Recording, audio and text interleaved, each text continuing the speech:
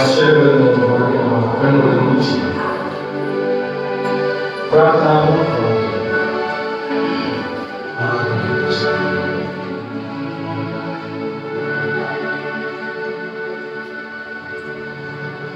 ಯೇಸು ಕ್ರಿಸ್ತನು ನಮಗೋಸ್ಕರ ಶಿಲುಬೆಯಲ್ಲಿ ಮರಣವನ್ನು ಹೊಂದಿದ್ದಾನೆ. ನಮ್ಮ ಪಾಪಗಳನ್ನು ಬಿಡುಗಡೆ ಮಾಡುವುದಕ್ಕೋಸ್ಕರವಾಗಿ ಆತನು ನಾವು ಅನುಭವಿಸಬೇಕಾದಂತಹ ಶ್ರಮೆ, ಮರಣ, ಸಂಕಟ, ಪೆಟ್ಟು, ಬಾಧೆ ಬೆಲ್ಲಗಳನ್ನು ಆತನು ತಿಂದನಾಗಿ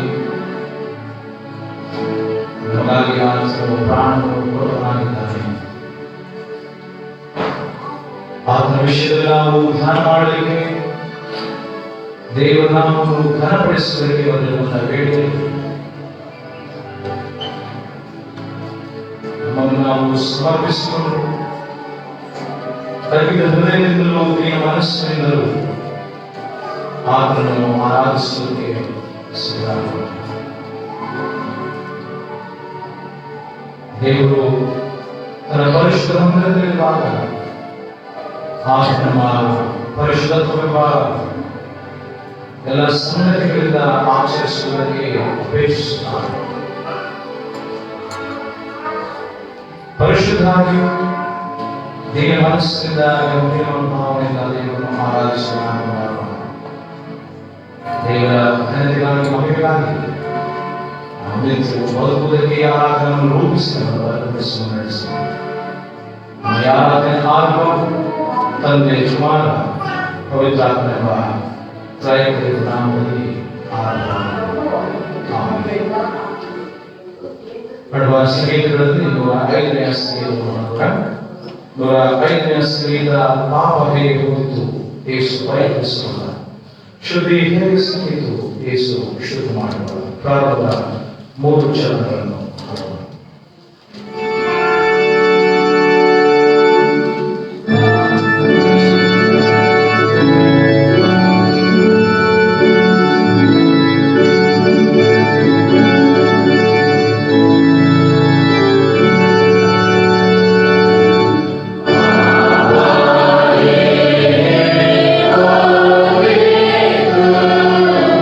Yes,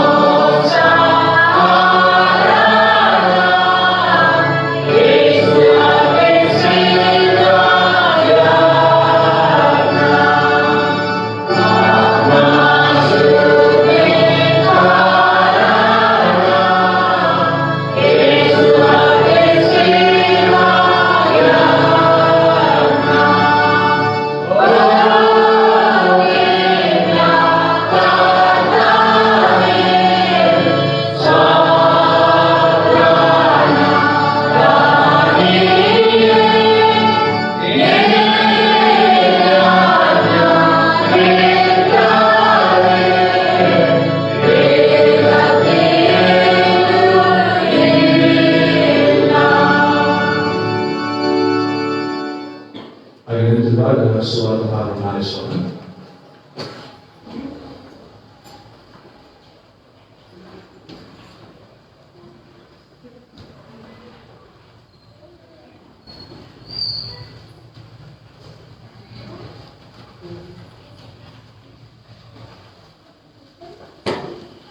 ಈ ಪಾವನದಿನಗಳ ಸಂಜೆ ಆಗುವುದಕ್ಕೆ ನಮಗೆ ನೇಮಕವಾದ ವೇತನಗಳು ಹೊಸ ನಂಬಿಕೆಯಲ್ಲಿ ಮತಾಯಗಳ ಸುವಾರ್ತೆ 3ನೇ ಅಧ್ಯಾಯ ವಚನ 13ರಿಂದ 14. ಮತಾಯಗಳ ಸುವಾರ್ತೆ 3ನೇ ಅಧ್ಯಾಯ ವಚನ 13ರಿಂದ 14. ದೇವರ ಆಶೀರ್ವಾದಗಳು. ಆ ಕಾಲದಲ್ಲಿ ಯೇಸು ಯೋಹಾನನಿಂದ ಸ್ನಾನ ಮಾಡಿಸಿಕೊಳ್ಳಲು ಎಂದು ಗಲಿಲಾಯದಿಂದ ಯೋರ್ದಾನೊಳಗೆ ಬಂದನು. ಆಗ ಯೋಹಾನನು, ನಾನು ನಿನ್ನಿಂದ ಸ್ನಾನ ಮಾಡಿಸಿಕೊಳ್ಳತಕ್ಕವನಾಗಿರುವಲ್ಲಿ ನೀನು ನನ್ನ ಬಳಿಗೆ ಬರುವುದೇನು ಎಂದು ಹೇಳಿ ಆತನನ್ನು ತಡೆಯುತ್ತಾ ಇದ್ದನು. ಆದರೆ ಯೇಸು ಅವನಿಗೆ, ಸದ್ಯಕ್ಕೆ ಒಪ್ಪಿಕೋ, ಹೀಗೆ ನಾವು ಎಲ್ಲ ಧರ್ಮವನ್ನು ನೆರವೇರಿಸತಕ್ಕದ್ದಾಗಿದೆ ಎಂದು ಹೇಳಿದಾಗ ಒಪ್ಪಿಕೊಂಡನು. ಯೇಸು ಸ್ನಾನ ಮಾಡಿಸಿಕೊಂಡ ಕೂಡಲೇ ನೀರಿನಿಂದ ಮೇಲಕ್ಕೆ ಬರಲು ಇಗೋ, ಆತನಿಗೆ ಆಕಾಶವು ತೆರೆಯಿತು ಮತ್ತು ದೇವರ ಆತ್ಮ ಪಾರಿವಾಳದ ಹಾಗೆ ಇಳಿದು ತನ್ನ ಮೇಲೆ ಬರುವುದನ್ನು ಕಂಡನು. ಆಗ ಈತನು ಪ್ರಿಯನಾಗಿರುವ ನನ್ನ ಮಗನು, ಈತನನ್ನು ನಾನು ಮೆಚ್ಚಿದ್ದೇನೆ ಎಂದು ಆಕಾಶವಾಣಿತು ಎಂದು ದೇವರು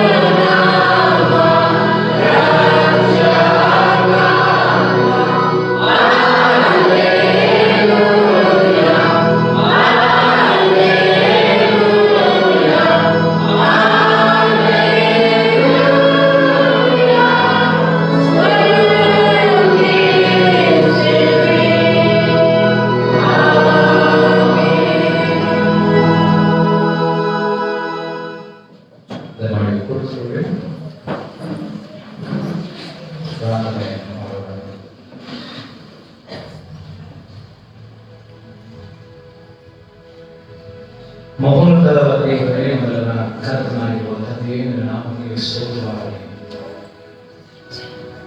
ಈ ಸಮಯದಲ್ಲಿ ನಾನು ಆರಾಧಿಸಲು ಬಂದಿರುವ ನಮಗೆ ನಿನ್ನ ಪ್ರಸನ್ನತೆಯನ್ನು ತುಂಬಿಸಿ ನಡೆಸು. ಈ ಆರಾಧನೆಯಲ್ಲಿ ನಿನ್ನ ಸಹಾಯದ ಅನುಭವವಾಗಿ ನಮ್ಮ ಬದುಕನ್ನು ಕಟ್ಟಿಕೊಳ್ಳುವುದಕ್ಕೆ ಬೇಕಾದಂತಹ ಎಲ್ಲ ವಾಕ್ಯದ ದುರಾತ್ಮಗಳನ್ನು ತಿಳಿಯಪಡಿಸಿ ನಡೆಸು. ನಿನ್ನ ಸತ್ಸಂಗದಲ್ಲಿ, ನಿನ್ನ ಸಮಾಜದಲ್ಲಿ ನಾವು ನೆಲೆಗೊಂಡಿದ್ದು ನಿನ್ನ ಆತ್ಮನ ಮೂಲಕವಾಗಿ ನಮ್ಮನ್ನು ಬಲಪಡಿಸಿ ನಡೆಸು. ನಮ್ಮ ತಪ್ಪು ಅಪರಾಧಗಳೆಲ್ಲವನ್ನೂ ಸಹ ನಾವು ಮನ್ನಿಸುವುದಾಗಿ ಬಿಡ್ತೇವೆ. ಮೋಸತನ, ಕಪಟ, ನಮ್ಮ ದುಷ್ಟ ಆಲೋಚನೆ, ನಮ್ಮ ದುಷ್ಟ ಕೃತ್ಯಗಳು, ದುಷ್ಟತನವನ್ನು, ದುರಾಚಾರಗಳೆಲ್ಲವನ್ನೂ ಸಹ ನಾವು ತ್ಯಜಿಸ್ತೇವೆ. ನಮ್ಮ ತಪ್ಪುಗಳನ್ನು ಕ್ಷಮಿಸುವ. ನಾವು ಶಿಲಾಚಾರದಲ್ಲಿ ನೆಲೆಗೊಂಡಿದ್ದು ನಿನ್ನ ಮಕ್ಕಳಾಗಿ ನಾವು ಜೀವಿಸುವುದಕ್ಕೆ ಸಹಾಯವನ್ನು ಅನುಗ್ರಹಿಸು. ನಮ್ಮ ಜೀವನದಲ್ಲಿ ಮಾಡಿದಂತೆಲ್ಲ ಮಹೋಪಕಾರಗಳಿಗೆ ವಂದಿಸ್ತೇವೆ, ಕೊಂಡಾಡುತ್ತೇವೆ, ನಿನ್ನನ್ನು ಸ್ಮರಿಸ್ತೇವೆ. ನನಗೆ ಕೃತಜ್ಞತೆಯನ್ನು ಉಪಕಾರಗಳನ್ನು ಹೇಳ್ತೇವೆ. ನಿನ್ನೆಲ್ಲರೂ ಆಶೀರ್ವಾದವನ್ನು ನಮಗೆ ತುಂಬಿಸಿ ನಡೆಸು. ಈ ಸಮಯದಲ್ಲಿ ನಿನ್ನ ಕೃಪೆಯನ್ನು ನಮ್ಮನ್ನು ನಡೆಸಿ, ನಿನ್ನ ವಾಕ್ಯವನ್ನು ನಾವು ಕೇಳುವಂತಹ ಪರಿಸ್ಥಿತಿ ಇರುವಂತಹ ವೇಳೆಯಲ್ಲಿ ಅದಕ್ಕನುಸಾರವಾಗಿ ನಾವು ಜೀವಿಸುವುದಕ್ಕೆ ನಮಗೆ ಶಕ್ತಿಯನ್ನು ದಯಪಾಲಿಸು. ನಿನ್ನ ವಾಕ್ಯವನ್ನು ಬಿಟ್ಟು ನಾವು ಎಡಕ್ಕಾದರೂ ಬಲಕ್ಕಾದರೂ ತಿಳಿದ ಹಾಗೆ ಮಾಡಿ ನನಗೆ ಸಾಕ್ಷಿಯಾಗಿ ಲೋಕದಲ್ಲಿ ಜೀವಿಸುವುದಕ್ಕೆ ನಮಗೆ ಶಕ್ತಿಯನ್ನು ದಯಪಾಲಿಸು. ಎಲ್ಲ ಕನವು ಮಾನವ ನಿಮ್ಮೊಬ್ಬರಿಗೆ ಸಲ್ಲಿಸ್ತಾ ಯೇಸುವಿನ ನಾಮದಲ್ಲಿ ಈ ಪ್ರಾರ್ಥನೆಯನ್ನು ಬೇಡುತ್ತೇವೆ. ಇಂಥ ಒಳ್ಳೆಯ ಸಮಯವಾಗಿ ಮಾಡುವ ಮೂಲಕ ವಾಪಸ್ ಆದೇಶಿಸಿದ್ದಾರೆ.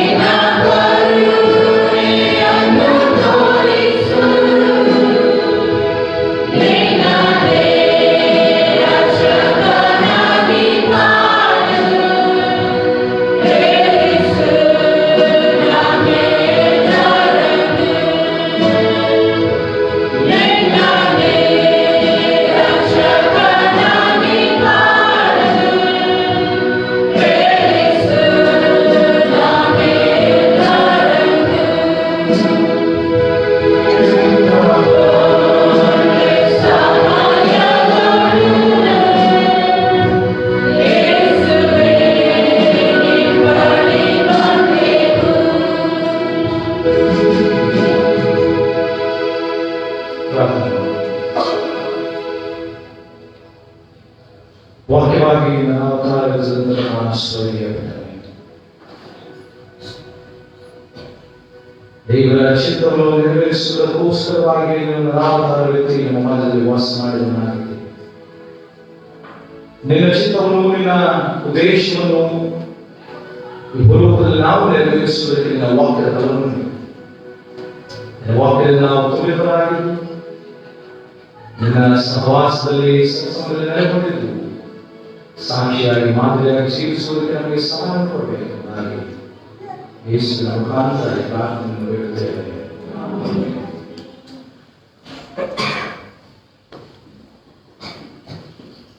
ಮಕ್ಕಳು ಗಲಾಟೆ ಮಾಡುವುದಾದರೆ ಹಿಂದೆಗಡೆಗೆ ಕೂಡಿಸಿಕೊಳ್ಳುವುದಕ್ಕೆ ಕೇಳಿಕೊಳ್ತೇನೆ. ಮಾತನಾಡುವಂಥದ್ದು, ಗಲಾಟೆ ಮಾಡುವಂಥದ್ದು ಯಾವ ಮಕ್ಕಳು ನೀವು ಕೇಳಿಕೊಳ್ತೇನೆ.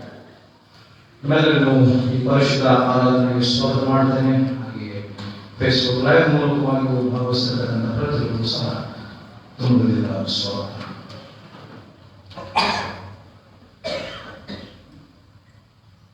ಮತ್ತಾಯ 3:17 ಈತನು ಉಪ್ಪಿನನಾಗಿರುವ ನನ್ನ ಮಗನು ಎಂಬುದಾಗಿ ಬರೆಯುತ್ತೆ. ಅದೇ ಶೀರ್ಷಿಕೆ ಇಂದಿನ ಧ್ಯಾನಕ್ಕೆ ಆರಿಸಿಯೂ ಸಹ ಕೊಡಲಾಗಿದೆ. ಪ್ರಿಯನಾಗಿರುವ ನನ್ನ ಮಗ ಎಂಬುದಾಗಿ ದೇವರ ಮಾತು ಆಕಾಶವಾಣಿ ಮೂಲಕವಾಗಿದೆ. ದೇವರ ಮತ್ತು ಮಗನಾದಂತಹ ಯೇಸುವಿನ ನಡುವೆ ಇರುವಂತಹ ಸಂಬಂಧ, ದೇವರ ಮತ್ತು ಮಗನಾದಂತಹ ಯೇಸು ಕ್ರಿಸ್ತನ ಬಾಂಧವ್ಯದ ಕುರಿತು ಯೇಸುವಿನ ದೀಕ್ಷಾಸ್ನಾನ ಎಷ್ಟು ಮಹತ್ವವುಳ್ಳದು, ಎಷ್ಟು ಅದ್ಭುತಕರವಾದದ್ದು, ಅರ್ಥಗರ್ಭಿತವಾದದ್ದು ಎಂಬುದಾಗಿ ಮತ್ತಾಯ 3ನೇ ಅಧ್ಯಾಯದಲ್ಲಿ ತಿಳಿಸುತ್ತಾರೆ.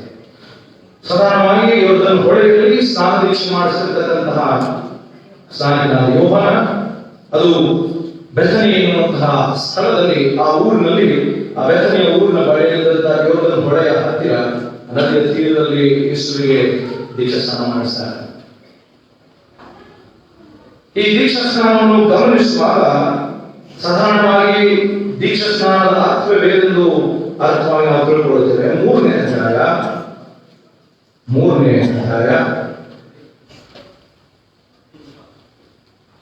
7 ಮತ್ತು 8ನೇ ವಚನ. ಆದರೆ ಅವರು ಫರಿಸಾಯರಲ್ಲಿಯೂ ಸದ್ದುಕಾಯರಲ್ಲಿಯೂ ಅನೇಕರು ತನ್ನಿಂದ ಸ್ನಾನ ಮಾಡಿಸಿಕೊಳ್ಳುವುದಕ್ಕೆ ಬರುವುದನ್ನು ಕಂಡು, ಅನೇಕರು ಸ್ನಾನ ಮಾಡಿಸಿಕೊಳ್ಳುವುದಕ್ಕೆ ಬರ್ತಾರೆ. ಆ ಸ್ನಾನ ಯಾವುದು? 8ನೇ ವಚನದಲ್ಲಿ ಹೇಳ್ತಾರೆ ನೋಡಿ. ಆಗ ನಿಮ್ಮ ಮನಸ್ಸು ದೇವರ ಕಡೆಗೆ ತಿರುಗಿದ್ದು ತಕ್ಕವನ್ನು ತೋರಿಸುವುದಾಗಿ ಹೇಳ್ತಾರೆ. ಆದರೆ ದೇವರ ಕಡೆಗೆ ತಿರುಗಿಕೊಳ್ಳುವುದಕ್ಕೆ, ದೇವರ ಕಡೆಗೆ ಬರುವುದಕ್ಕಾಗಿ ಯೋರ್ದನ್ ಹೊಳೆಯಲ್ಲಿ ಸ್ನಾನವನ್ನು ಮಾಡಿಸ್ತಾರೆ. ಅಂದರೆ ದೀಕ್ಷಾ ಸ್ನಾನವನ್ನು ಮಾಡಿಸ್ತಾ ಇದ್ದಂತಹ ಉದ್ದೇಶ, ಅವರು ದೇವರ ಕಡೆಗೆ ತಿರುಗಿಕೊಳ್ಳಬೇಕು. ಯಾಕೆ ದೇವರ ಕಡೆಗೆ ತಿರುಗಿಕೊಳ್ಳಬೇಕು? 6ನೇ ವಚನದಲ್ಲಿ ಹೇಳ್ತಾರೆ ನೋಡ್ರಿ. ತಮ್ಮ ತಮ್ಮ ಪಾಪಗಳನ್ನು ಹೇಳಿಕೊಂಡು ಯೋರ್ದನ್ ಹೊಳೆಯಲ್ಲಿ ಅವರಿಂದ ದೀಕ್ಷಾ ಸ್ನಾನ ಮಾಡಿಸ್ತಾರೆ. ಹಾಗಾದ್ರೆ ದೀಕ್ಷಾ ಸ್ನಾನ ಯಾವುದಕ್ಕೋಸ್ಕರ ಮಾಡಿಸ್ಕೊಳ್ತಾ ಇದ್ರು? ಹೆಸರು ನಮಗೆ ಹೆಸರು ಇರುತ್ತಲ್ಲ. ನಮ್ಮಲ್ಲಿ ಏನ್ ಹೇಳ್ತಾರೆ, ನೀವು ಇನ್ವಿಟೇಷನ್ ಹಾಕೊಡ್ತೀರಲ್ಲ, ಎಲ್ಲರೂ ಏನಂತ ಹಾಕೊಡ್ತೀರಾ? ಏನಂತ ಹಾಕೊಡ್ತೀರ? ಹಾಕಿಲ್ವ? ಯಾರು ಹಾಕಿಲ್ವ? ಏನ್ ಹೇಳಿ ಹೇಳಿ ಹೇಳಿ, ನೀವು ಹೇಳಿ ಸರಿ. ಏನಂತ ಹಾಕೊಡ್ತೀರಾ? ಎಲ್ಲ ಮಕ್ಕಳು ದೀಕ್ಷಾ ಸ್ನಾನ ಕೊಟ್ಟಿದ್ದೀರಲ್ವಾ? ಕೊಡ್ಬೇಕಾದ್ರೆ ಕಾರ್ಡ್ ಕೊಟ್ಟಿದ್ದೀರಲ್ವಾ, ಇನ್ವಿಟೇಷನ್ ಕಾರ್ಡ್. ನಮ್ಮ ಮಗುವಿನ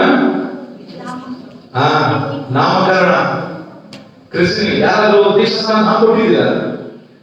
ಯಾರು ಹಾಕೊಟ್ಟಿಲ್ಲ? ನಿಜವಾಗಿ ತಪ್ಪು. ಇನ್ನು ಮುಂದೆ ದೀಕ್ಷಾ ಸ್ನಾನ ಹಾಕಿಕೊಡಿ. ಹಾಗಾದ್ರೆ ಹಿಂದೂಗಳಿಗೆ, ಮುಸಲ್ಮಾನರಿಗೆ ಅಥವಾ ಬೇರೆಯವರಿಗೆ ಗೊತ್ತಾಗಲ್ಲ. ಗೊತ್ತುಪಡಿಸಿ, ತಿಳಿಸಿ. ನಮ್ಮ ಪರಿಶುದ್ಧ ಸಂಸ್ಕಾರ ಅದು. ದೀಕ್ಷಾ ಸ್ನಾನ ಪವಿತ್ರವಾದ ಸಂಸ್ಕಾರ. ಆ ಸಂಸ್ಕಾರವನ್ನು ನೀವು ಸಾರಿ ತಿಳಿಸಬೇಕು. ದೀಕ್ಷಾ ಸ್ನಾನದ ಮೂಲ ಅರ್ಥ, ಇಂದಿನ ಇಂತಹ ಒಳ್ಳೆಯ ಭಾಗವನ್ನು ಆರಿಸಿಕೊಂಡದಕ್ಕೂ ಸಹ ನಾನು ಈ ಭಾಗವನ್ನು ಆರಿಸಿಕೊಂಡಂತಹವರಿಗೆ ನಾನು ತುಂಬುತ್ತಿದ್ದ ವಂದನೆಗಳನ್ನು ಸಲ್ಲಿಸ್ತೇನೆ. ಯೇಸುವಿನ ದೀಕ್ಷಾ ಸ್ನಾನ ಯಾವ ದೀಕ್ಷಾ ಸ್ನಾನವಾಗಿತ್ತು? ಅಲ್ಲಿ ಪಾಪಿಗಳು ತಮ್ಮ ಪಾಪಗಳನ್ನು ಯೋಹಾನನ ಹತ್ತಿರ ಹೇಳಿಕೊಂಡು ನಮ್ಮ ಪಾಪಗಳಿಗೆ ಪರಿಹಾರವನ್ನು ಕೊಡು, ನಾವು ಪಾಪಿಗಳಾಗಿ ಜೀವಿಸದೆ ದೇವರ ಕಡೆಗೆ ತಿರುಗಿಕೊಂಡು ನಾವು ದೇವರ ಸಹವಾಸದಲ್ಲಿ ದೇವರೊಂದಿಗೆ ನಾವು ಜೀವಿಸ್ತೇವೆ ಎಂಬುದಾಗಿ ತಮ್ಮನ್ನು ಸಮರ್ಪಿಸಿಕೊಳ್ಳುವುದಕ್ಕೆ ಬಂದಂತಹ ವ್ಯಕ್ತಿಗಳ ದೀಕ್ಷಾ ಸ್ನಾನ ಆಗಿತ್ತು. ಯೇಸು ಸ್ವಾಮಿಗೂ ಅದೇ ಸ್ಥಳದಲ್ಲಿ ಅದೇ ಸಮಯದಲ್ಲಿ ಆಗ್ತದೆ. ಅವರು ಯಾರಾಗಿದ್ರು, ಅವರು ಎಂಥವರಾಗಿದ್ರು? ಅವರು ಬಹಳ ಪಾಪಿಷ್ಠರಾಗಿದ್ರು, ದ್ರೋಹಿಗಳಾಗಿದ್ರು. ಮೋಸ, ವಂಚನೆ, ಭ್ರಷ್ಟಾಚಾರದಲ್ಲಿ ಮುಳುಗಿದಂತ ಅನೇಕ ಪಾಪಿಷ್ಠ ಜನರು ಯೋಧನ ಹೊಳೆಗೆ ಬರ್ತಾ ಇದ್ರು. ಯೋಧನ ಹೊಳೆಯಲ್ಲಿದ್ದಂತ ಸ್ನಾನಿಕರಾದ ಯೋಹಾನನನ್ನು ಕಂಡು ಯೋಹಾನ ಹೊಳೆಯಲ್ಲಿ ತಮ್ಮ ಪಾಪ ಅಪರಾಧವನ್ನು ಬೀಳ್ಕೊಳ್ತಾ ಇದ್ರು. ನಾನು ಇಂತಹ ಪಾಪ ಮಾಡಿದ್ದೇನೆ, ನಾನು ಇಂತಹ ಪಾಪಿಷ್ಠ, ನಾನು ಈ ರೀತಿಯಾದಂತಹ ಪಾಪಕೃತ್ಯಗಳಲ್ಲಿ ತೊಡಗಿಸಿಕೊಂಡಿದ್ದೇನೆ, ನನಗೆ ಪಾಪದಿಂದ ಬಿಡುಗಡೆಯನ್ನು ಕೊಡು, ಪಾಪದಿಂದ ಪರಿಹಾರ ಕೊಡು ಎಂಬುದಾಗಿ. ಆ ರೀತಿಯಾದಂತಹ ಪಾಪಗಳ ಪರಿಹಾರಕ್ಕೋಸ್ಕರವಾಗಿ ಜನರು ಯೋರ್ದನ್ ಹೊಳೆಗೆ ಸ್ನಾನಿಕರಾದ ಯೋಹಾನನ ಬಳಿಗೆ ಬಂದು ಸ್ನಾನ ಮಾಡಿಸಿಕೊಳ್ಳುತ್ತಿದ್ದರು, ದೀಕ್ಷಾ ಸ್ನಾನ ಮಾಡಿಸಿಕೊಳ್ತಾ ಇದ್ರು. ಅದೇ ರೀತಿಯಾದಂತಹ ದೀಕ್ಷಾ ಸ್ನಾನವನ್ನು ಯೇಸು ಸ್ವಾಮಿ ಮಾಡಿಸಿಕೊಳ್ತಾನೆ. 15ನೇ ವಚನದಲ್ಲಿ ಹೇಳ್ತಾನೆ, ಸ್ವಾಮಿಗಳಿಗೆ ನಾವು ದೀಕ್ಷಾ ಸ್ನಾನ ಮಾಡಿಸುವಷ್ಟು ಯೋಗ್ಯತೆ ನಮಗಿಲ್ಲ ಎಂಬುದಾಗಿ ಹೇಳುವಾಗ 15ನೇ ವಚನದಲ್ಲಿ ಯೇಸು ಸ್ವಾಮಿ ಹೇಳುವಂತ ಉತ್ತರ ಸದ್ಯಕ್ಕೆ ಒಪ್ಪಿಕೊಳ್ಳುತ್ತಾರೆ. ಹಾಗಾದ್ರೆ ಯೇಸು ತನ್ನನ್ನು ತಗ್ಗಿಸಿಕೊಳ್ತಾನೆ. ಯೇಸು ತನ್ನನ್ನು ತಗ್ಗಿಸಿಕೊಂಡು ಎಲ್ಲ ಪಾಪಿಗಳ ಸಂಗಡ ಅವನು ಸಹ ನಾನು ಒಬ್ಬ ಪಾಪಿ ಎಂಬುದಾಗಿ ತನ್ನನ್ನು ಒಪ್ಪಿಸಿಕೊಳ್ತಾನೆ. ಆತ ಯಾವ ಪಾಪ ಮಾಡಲಿಲ್ಲ, ಯಾವ ದ್ರೋಹ ಮಾಡಲಿಲ್ಲ, ಯಾರನ್ನು ವಂಚಿಸಲಿಲ್ಲ, ಯಾರಿಗೂ ಮೋಸ ಮಾಡಲಿಲ್ಲ, ಯಾರಿಗೂ ಕೊಲೆ, ಆದರ, ವ್ಯಭಿಚಾರ, ಕಳ್ಳತನ, ಸುಳ್ಳು ಯಾವುದೊಂದು ಮಾಡಲಿಲ್ಲ. ಆದರೆ ಕೃಷ್ಣ ನಾನು ಪಾಪಿ, ನನಗೂ ಸಹ ನೀವು ದೀಕ್ಷಾ ಸ್ನಾನ ಮಾಡಿಸಿರುವುದಾಗಿ ಹೇಳುವಾಗ ಸ್ನಾನಿಕನಾಗಿ ಅವನು ಹೇಳ್ತಾನೆ, ಸ್ವಾಮಿ ಇದು ನಿಮ್ಮಿಂದ ನಾನು ಮಾಡಿಸ್ಕೊಳ್ಬೇಕು, ನನ್ನಿಂದ ನೀವು ಮಾಡಿಸ್ಕೊಳ್ಬೇಕಾಗಿಲ್ಲ ಎಂಬುದಾಗಿ ಹೇಳುವಾಗ ಸದ್ಯಕ್ಕೆ ಒಪ್ಪಿಕೋ. ಯಾಕಂದ್ರೆ ಧರ್ಮವನ್ನು ನೆರವೇರಿಸಬೇಕಾಗಿದೆ. ಯಾಕಂದ್ರೆ ಅದು ಧರ್ಮ, ದೇವರ ಧರ್ಮ. ಏನಂದ್ರೆ ದೇವರ ನಿಯಮವೇನು? ದೇವರ ನಿಯಮದ ಪ್ರಕಾರ ನಾನು ಸಹ ಪಾಪಿ, ನಾನು ಸಹ ದುಷ್ಟ, ನಾನೊಬ್ಬ ನಿಮ್ಮಂತ ಪಾಪಿಷ್ಟ ಜನಾಂಗದಲ್ಲಿ ನಾನು ಒಬ್ಬನೇ ಎಂಬುದಾಗಿ ನಾನು ಆ ಜನರೊಂದಿಗೆ ಗುರುತಿಸಿಕೊಂಡು ದೀಕ್ಷಾ ಸ್ನಾನ ಮಾಡಿಸಿಕೊಳ್ತೇನೆ ಎಂಬುದಾಗಿ ಹೇಳ್ತಾನೆ. ಆ ಸಂದರ್ಭದಲ್ಲಿ ಯೇಸುವನ್ನು ದೀಕ್ಷಾ ಸ್ನಾನ ಮಾಡುವುದಕ್ಕೆ ಸ್ನಾನಿಕನಾದ ಯೋಹಾನ ಮುಂದಾಗ್ತಾನೆ. ಯೇಸು ಸ್ವಾಮಿ ಕೇವಲ ಈ ಪಾಪಿಗಳ ಸಂಗಡ ತನ್ನನ್ನು ಏಕೀಭವಿಸಿಕೊಳ್ಳುವಂಥದ್ದು, ಒಂದು ಮಾಡಿಕೊಳ್ಳುವಂಥದ್ದು, ತನ್ನನ್ನು ತಗ್ಗಿಸಿಕೊಳ್ಳುವಂಥದ್ದು ಮಾತ್ರವಲ್ಲ, ಈ ದೀಕ್ಷಾ ಸ್ನಾನದ ಮೂಲಕವಾಗಿ ದೇವರಿಗೆ ಒಪ್ಪಿಸಿಕೊಳ್ತಾನೆ, ದೇವರಿಗೆ ಸಮರ್ಪಿಸಿಕೊಳ್ತಾನೆ, ದೇವರಿಗೆ ತನ್ನನ್ನು ಅರ್ಪಿಸ್ತಾನೆ. ನಾವು ತಂದೆ ತಾಯಿಗಳು ಏನ್ ಮಾಡ್ತಾರೆ? ಮಾತು ಕೊಡ್ತಾರಲ್ವಾ? 2 ಪ್ರಶ್ನೆಗಳಿಗೆ ತಂದೆ ತಾಯಿಗಳು ಮಾತು ಕೊಡ್ತಾರೆ. 3ನೇ ಪ್ರಶ್ನೆ ಯಾರನ್ನ ಕೇಳಿದ್ರು? ನನಗೆ ಮಾತ್ರ, ನನ್ನ ತಂದೆ ತಾಯಿಗಳಿಗೆ ಮಾತ್ರ ಜವಾಬ್ದಾರಿ ಅಲ್ಲ, ಅದು ಆ ಜವಾಬ್ದಾರಿ ಸಭೆಗೂ. ಆದರೆ ಸಭೆಯ ಸಂಸ್ಕಾರ ದೀಕ್ಷಾ ಸ್ನಾನ, ಸಭೆಯ ಆಚಾರ ವಿಚಾರಗಳು ದೀಕ್ಷಾ ಸ್ನಾನ ಅಲ್ಲ. ಸಭೆಯ ಸಂಸ್ಕಾರ ಅದು. ನಾನು ನನ್ನ ಮಗುವನ್ನು ಒಪ್ಪಿಸ್ತಾ ಇದ್ದೇನೆ, ನಾನು ನನ್ನ ಮಗುವನ್ನು ದೇವರಿಗೆ ಸಮರ್ಪಿಸುತ್ತಿದ್ದೇನೆ, ಒಪ್ಪಿಸಿಕೊಡುತ್ತಿದ್ದೇನೆ ಎಂಬುದಾಗಿ. ಅಲ್ಲಿ ಏನ್ ಹೇಳ್ತಾನೆ? 15ನೇ ವಚನದ ಕಡೆ ಭಾಗ ಗಮನಿಸಿ, ಅವನು ಒಪ್ಪಿಕೊಂಡನು ಎಂಬುದಾಗಿ. ಹಾಗಾದ್ರೆ ಒಪ್ಪಿಕೊಂಡರೆ ಸ್ನಾನಿಕನಾದ ಯೋಹಾನ ದೀಕ್ಷಾ ಸ್ನಾನ ಮಾಡಿಸಿಕೊಳ್ಳುವುದಕ್ಕೆ, ದೀಕ್ಷಾ ಸ್ನಾನ ಮಾಡಿಸುವುದನ್ನು ಸಹ ಒಪ್ಪಿಕೊಳ್ತಾನೆ. ಹಾಗಾದ್ರೆ ದೇವರ ಕಾರ್ಯಕ್ಕೋಸ್ಕರವಾಗಿ ನಮ್ಮನ್ನು ಒಪ್ಪಿಸಿಕೊಳ್ಳಬೇಕು, ದೇವರಿಗಾಗಿ ನಮ್ಮನ್ನು ಸಮರ್ಪಿಸಿಕೊಳ್ಳಬೇಕು, ದೇವರ ಸೇವೆಗೋಸ್ಕರವಾಗಿ ನಾವು ನಮ್ಮನ್ನು ಅರ್ಪಿಸಬೇಕು ಎಂಬುದು ದೀಕ್ಷಾ ಸ್ನಾನದ ಅರ್ಥವಾಗಿರಬೇಕು. ಹಾಗಾದ್ರೆ ಈ ದೀಕ್ಷಾ ಸ್ನಾನ ಯೇಸುವಿನ ಉದ್ದೇಶ ನೆರವೇರಬೇಕಾಗಲ್ಲ, ಯೇಸುವಿನ ಆಲೋಚನೆಗಳನ್ನು ನೆರವೇರಿಸುವುದಕ್ಕಾಗಲ್ಲ. ಫಿಲಿಪ್ಪಿಯ ಪತ್ರಿಕೆ 2ನೇ ಅಧ್ಯಾಯ 8ನೇ ವಚನದಲ್ಲಿ 7-8 ಓದಿರುತ್ತೆ. ಬುಧವಾರ 6ನೇ ದಿನದ ಸಹ ಓದಿಸ್ತೇನೆ. ತಾನು ಅಂದ್ರೆ ಯೇಸು ಸ್ವಾಮಿ ಮಾನವರಾಗಿ ಆತನು ಜನಿಸಿ ಬಂದದ್ದು ತಂದೆಯಾದ ದೇವರ ಚಿತ್ತವನ್ನು ನೆರವೇರಿಸುವುದಕ್ಕೆ, ತಂದೆಯಾದ ದೇವರ ಮಾತನ್ನು ಕೈಗೊಂಡು ನಡೆಯುವುದಕ್ಕೆ ಎಂಬುದಾಗಿ. ಓದಿ ನಾವು ಫಿಲಿಪ್ಪಿ 3:2. ಅಮೂಲ್ಯ ಬಿಡನೊಡನು ಎಂದೆನಿಸದೆ ತನ್ನನ್ನು ಬರಿದು ಮಾಡಿಕೊಂಡು ದಾಸನ ರೂಪವನ್ನು ಧರಿಸಿಕೊಂಡು ಮನುಷ್ಯರಿಗೆ ಸದೃಶನಾದನು. ಹೀಗೆ ಆತನು ಆಕಾರದಲ್ಲಿ ಮನುಷ್ಯನಾಗಿ ಕಾಣಿಸಿಕೊಂಡಿದ್ದಾಗ ತನ್ನನ್ನು ತಗ್ಗಿಸಿಕೊಂಡು ಮರಣವನ್ನು, ಅಂದರೆ ಶಿಲುಬೆಯ ಮರಣವನ್ನಾದರೂ ಹೊಂದುವಷ್ಟು ವಿಧಿಯನಾದನು. ಆದರೆ ದೀಕ್ಷಾ ಸ್ನಾನ ಶಿಲುಬೆ ಮರಣಕ್ಕಾಗಿ ಒಪ್ಪಿಸಿಕೊಳ್ಳುವಂಥದ್ದು, ಶ್ರಮೆ ಸಂಕಟಗಳನ್ನು ಅನುಭವಿಸುವುದಕ್ಕೆ ತನ್ನನ್ನು ಸಮರ್ಪಿಸುವಂಥದ್ದು, ದೇವರ ಮಾತಿಗೆ ವಿಧೇಯನಾಗ್ತೇನೆ ಎಂಬುದಾಗಿ ತನ್ನನ್ನು ಒಪ್ಪಿಸಿಕೊಳ್ಳುವಂಥದ್ದೇ ಅದು ಶಿಲುಬೆಯ ಮರಣ, ದೀಕ್ಷಾ ಸ್ನಾನವಾಗಿದೆ. ಯೇಸು ಸ್ವಾಮಿ ಏನೋ ಎಲ್ಲ ಕ್ರೈಸ್ತ ಜನರು ನಾಮಕರಣ ಮಾಡ್ತಾರೆ, ಅಥವಾ ನಾವು ಕ್ರೈಸ್ತ ಜನರು ನಾಮಕರಣ ಮಾಡಿ ಆಮೇಲೆ ಹೋಗಿ ಪ್ರೋಗ್ರಾಮ್ ಫಂಕ್ಷನ್ಗಳು, ಊಟ ಹಾಕಲ್ಲ, ಅದಲ್ಲ. ನಿಜವಾಗಿಯೂ ದೀಕ್ಷಾ ಸ್ನಾನ ಎನ್ನುವಂಥದ್ದು ಯೇಸು ಸ್ವಾಮಿ ತನ್ನ ಪ್ರಾಣವನ್ನು ಯೇಸುವಿಗೋಸ್ಕರವಾಗಿ ಅಲ್ಲ, ದೇವರ ಚಿತ್ತವನ್ನು ನೆರವೇರಿಸುವುದಕ್ಕೆ, ಇಡೀ ಪಾಪಗಳ ಸಲುವಾಗಿ ಆತನು ಮರಣವನ್ನು ಒಪ್ಪುವುದಕ್ಕೆ, ಆ ಮರಣವನ್ನು ಹೊಂದುವುದಕ್ಕೆ ಮಾನವರಿಗೆ ಪರವಾಗಿ ಆತನು ತನ್ನನ್ನು ಒಪ್ಪಿಸಿಕೊಳ್ಳುವುದು. ಹಾಗಾದ್ರೆ ದೀಕ್ಷಾಸ್ನಾನದ ಮೂಲಕವಾಗಿ ನಾವು ದೇವರಿಗೆ ಸಮರ್ಪಿಸಿಕೊಳ್ಳುವಾಗ ನಾವು ಇನ್ನೆಷ್ಟರ ಮಟ್ಟಿಗೆ ನಾವು ಬದುಕಬೇಕು, ಇನ್ನೆಷ್ಟರ ಮಟ್ಟಿಗೆ ನಾವು ಅರ್ಥಗರ್ಭಿತವಾಗಿ ಜೀವಿಸಬೇಕು. ದೇವರಾತ್ಮನ ಮೂಲಕವಾಗಿ ಆತನಿಗೆ ಅಭಿಷೇಕ ಉಂಟಾಗ್ತದೆ. 14, 14 ಮತ್ತು 17 ವರ್ಷದಲ್ಲಿ ದೇವರ ಸ್ವರವು ಅಲ್ಲಿ ಕೇಳ್ತದೆ. ದೇವರ ಸ್ವರವನ್ನು ಆಕಾಶವಾಣಿ ಮೂಲಕವಾಗಿ ಅಲ್ಲಿ ಕೇಳ್ತದೆ. ಪ್ರಿಯನಾದಂತ ಮಗನು ಅಲ್ಲಿದ್ದಾನೆ. ಅದೇ ವೇಳೆ ದೇವರ ಆತ್ಮನ ಕಾರ್ಯ ಸಹ ಅಲ್ಲಿದೆ. ಹಾಗಾದ್ರೆ ತ್ರೈಕದೇವರು ನಾವು ಆರಾಧಿಸ್ತೇವೆ. ನಾವು ತ್ರೈಕದೇವರನ್ನು ಆರಾಧಿಸುವಾಗ ತಂದೆಯಾದ ದೇವರು, ಮಗನಾದ ದೇವರು, ಆತ್ಮನಾದ ದೇವರು ಮೂವರು ಸಹ ಅಲ್ಲಿರ್ತಾರೆ. ಹಾಗಾದ್ರೆ ಅಲ್ಲಿ ಪ್ರಸನ್ನತೆ, ತ್ರೈಕದೇವರ ಪ್ರಸನ್ನತೆ ಅಲ್ಲಿರ್ತದೆ. ಯಾಕೆ ಬಾಲ್ಯವಾದ ಮೂಲಕವಾಗಿ ದೇವರ ಆತ್ಮ ಬಂದಿದ್ದು?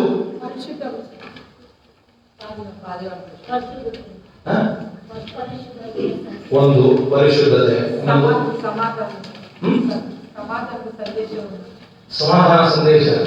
ಓಕೆ, ಆಮೇಲೆ ಪರಿಶುದ್ಧತೆ, ಸಮಾಧಾನದ ಸಂದೇಶ. ಬರೀ ಸ್ತ್ರೀಯರಿಗೆ ಮಾತ್ರ ಗೊತ್ತಾ ಪಾರಿವಾಳ ಅಂದ್ರೆ? ಹುಡುಗರಿಗೆ, ಗಂಡಸರಿಗೆ ಅದು ಗೊತ್ತಿಲ್ಲ.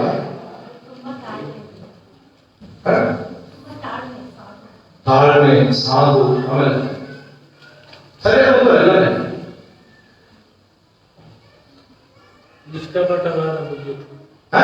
ನಿಷ್ಕಪಟವಾದ ಬುದ್ಧಿ. ನಿಷ್ಕಪಟ ಬುದ್ಧಿ. ಆಮೇಲೆ ಅಷ್ಟೇನಾ? ಇಷ್ಟೇ ಇರಬೇಕು. ಹಾಗಾದ್ರೆ ದೇವರ ಆತ್ಮ, ದೇವರ ವಾಣಿ ಮೂಲಕವಾಗಿ ದೇವರ ಆತ್ಮ ಯೇಸು ಕ್ರಿಸ್ತನನ್ನು ಪ್ರತಿಷ್ಠೆಪಡಿಸುವಂತಹ ಸಂದರ್ಭದಲ್ಲಿ ಇದೊಂದು ಪ್ರತಿಷ್ಠೆಯ ಕಾರ್ಯ. ಇದು ಪ್ರತಿಷ್ಠೆಯ ಕಾರ್ಯ ಅಂದ್ರೆ ಯೇಸು ಸ್ವಾಮಿ ದೇವರಿಗೋಸ್ಕರ ತನ್ನ ತಂದೆಯಾದ ದೇವರ ಚಿತ್ತವನ್ನು ನೆರವೇರಿಸುವುದಕ್ಕೆ ವಿಧೇಯನಾಗುವಂತಹ ಕಾರ್ಯಗಳಾಗ್ತದೆ. ಆ ವಿಧೇಯನಾಗುವಂಥದ್ದು ಮರಣವನ್ನು ನಾನು ಒಪ್ಪುತ್ತೇನೆ, ಮರಣ ಕಾರ್ಯವನ್ನು ನಾನು ಸಮರ್ಪಿಸಿಕೊಳ್ತೇನೆ. ನಾವು ಯಾರಾದ್ರೂ ಇನ್ನೊಬ್ಬರಿಗೋಸ್ಕರ ಪ್ರಾಣ ಕೊಡ್ತೀವ?